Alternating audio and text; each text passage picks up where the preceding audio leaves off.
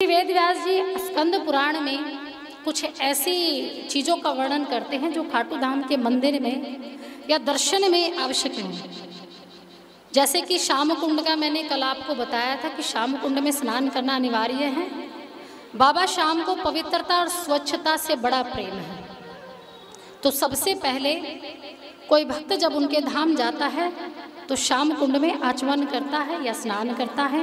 वैसे तो ठहरे हुए जल में स्नान करने का विधान नहीं होता, लेकिन अगर स्नान नहीं कर सकते तो आचमन जरूर कीजिए, 5 अंग धोइए और फिर खाटू धाम यानी खाटू श्याम जी के दर्शन करने जाइए। आपने देखा होगा जब मंदिर में दर्शन करने जाते हैं तो कुछ चीज़ें बाबा पर चढ़ाने के लिए दी जाती हैं, है ना। उसमें से 3 चीज़ें विशेष होती हैं। एक होती है इत्र चढ़ाना अनिवार्य है, दूसरा होता है मोर पंख भी चढ़ाना चाहिए, और तीसरा होता है एक गुलाब का फूल।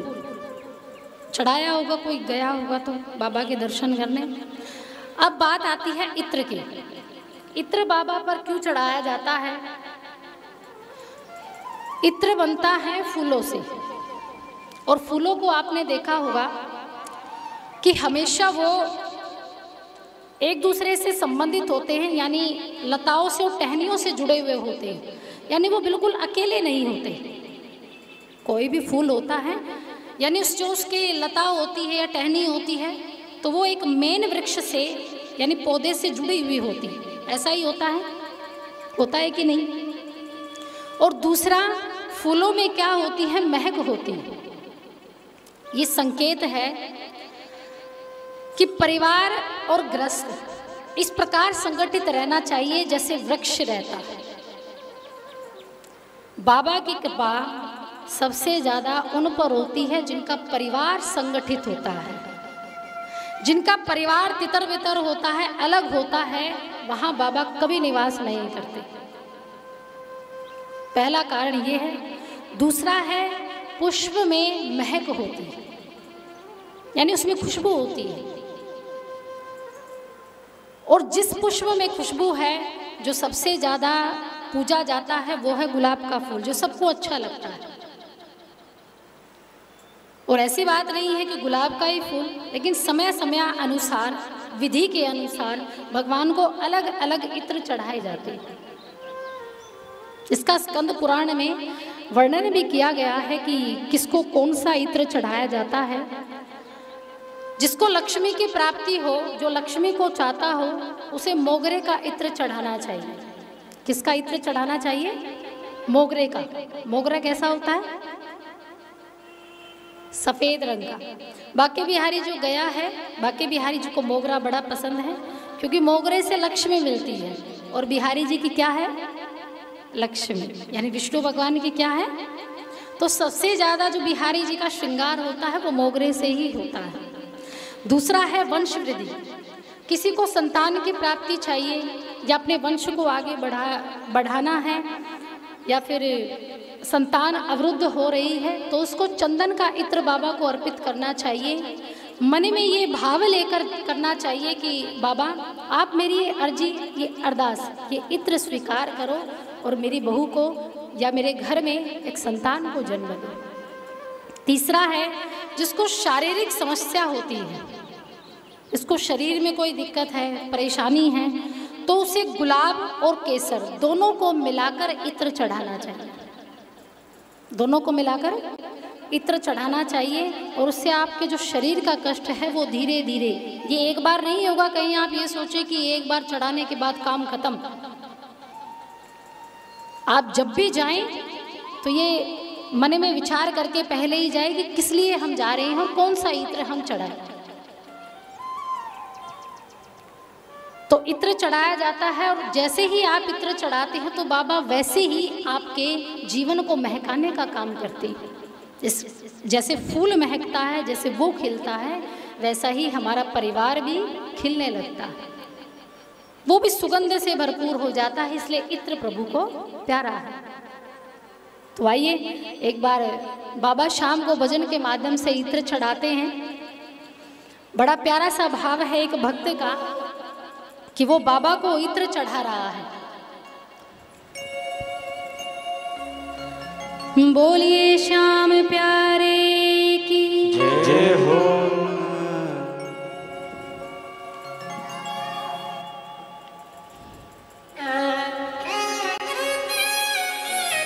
बोलिए दिनों के नाथ की जय हो।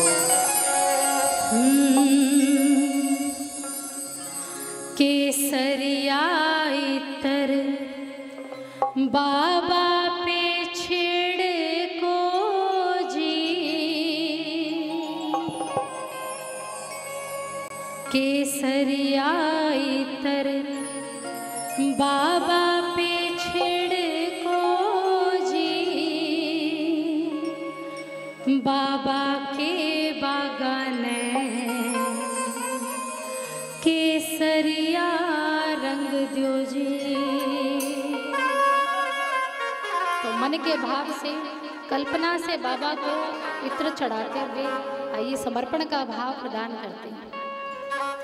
केसरिया इत्र बाबा पे छिड़को जी, केसरिया इत्र बाबा पे छिड़को जी, केसरिया इत्र बाबा पे छिड़का जी, केसरिया इत्र बाबा पे छिड़को जी, बाबा के बागान केसरिया रंग दो जी, बाबा के बागान केसरिया रंग दो जी, केसरिया इत्र बाबा पे छिड़का जी, केसरिया इत्र बाबा पे छिड़को जी, बाबा के बागान केसरिया रंग दो जी, बाबा के बागान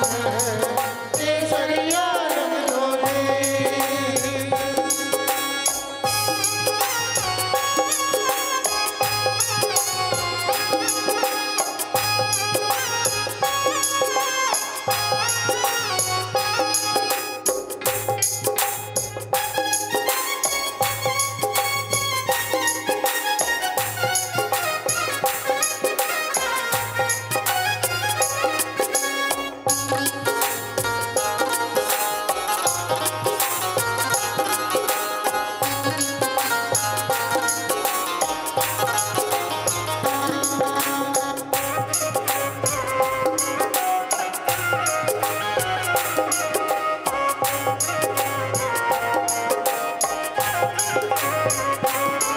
केसरिया बागो बाबा पे जच सीरी, केसरिया बागो बाबा पे जचते हैं, केसरिया बागो बाबा पे जच सीरी, केसरिया बागो बाबा पे जचते हैं, बाबा को दुपट्टो भी केसरिया रंग जोरी, बाबा को दुपट्टो केसरिया रंग दो जी, केसरिया इतर बाबा पे छिड़को जी, केसरिया इत्र बाबा पे छिड़को जी, बाबा के बागान केसरिया रंग दो जी, बाबा के बागान केसरिया रंग दो जी।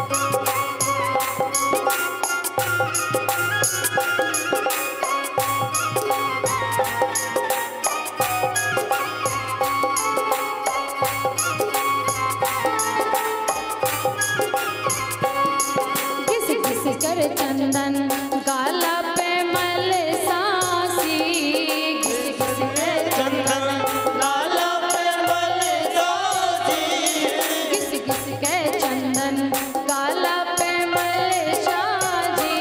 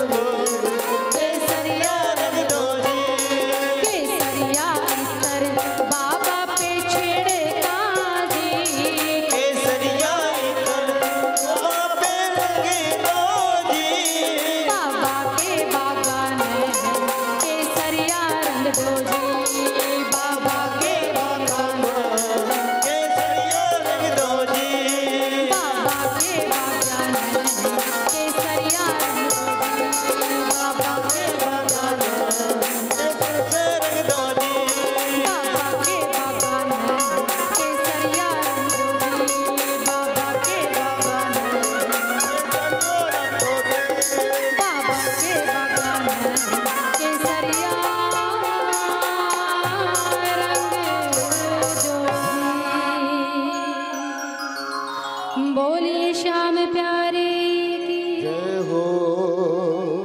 तो बाबा को इत्र बड़ा पसंद है तो इत्र जरूर चढ़ाना चाहिए।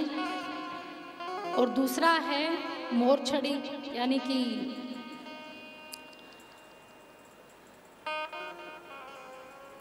जो गोविंद है, भगवान श्री कृष्ण है, उनके मस्तक पर क्या है? मोर पंख। भगवान गोविंद के मस्तक पर मोर पंख है, लेकिन वही मोर पंख की एक मोर छड़ी किसके हाथ में है? बाबा श्याम के हाथ में। ये आप देख रहे हैं ना, ये मोर छड़ी, इसको मोर छड़ी बोलती। मोर छड़ी थारे हाथा में, हीरो चमक्यो माथा में। आप देख रहे हैं मोर छड़ी बाबा के हाथ में रहती है और हीरा बाबा के मस्तक पर हमेशा चमकता रहता है। तो ये मोर छड़ी भी उतनी ही आवश्यक है, तो ये बाबा हाथ में रखते हैं। और आपने देखा होगा कभी पुरातन समय में भी जब कोई झाड़ा लगाता है, किसी को कोई जीव काट जाए मंत्रों के माध्यम से, तो इसी से झाड़ा लगाया जाता है। देखा होगा ना आपने, मोर छड़ी से ही झाड़ा लगता है। किसी के सिर में दर्द हो या शरीर में दर्द हो तो इसी से ही झाड़ा लगाया जाता है। तो ये है, ये आवश्यक है। फूलों की माला आवश्यक है, ये मैंने आपको बता दिया। इत्र भगवान प्रभु को बड़ा पसंद है। और मोर छड़ी यानी मोर चंदा भी आपको जरूर चढ़ाना चाहिए, उनको बड़ा प्रेम है इससे।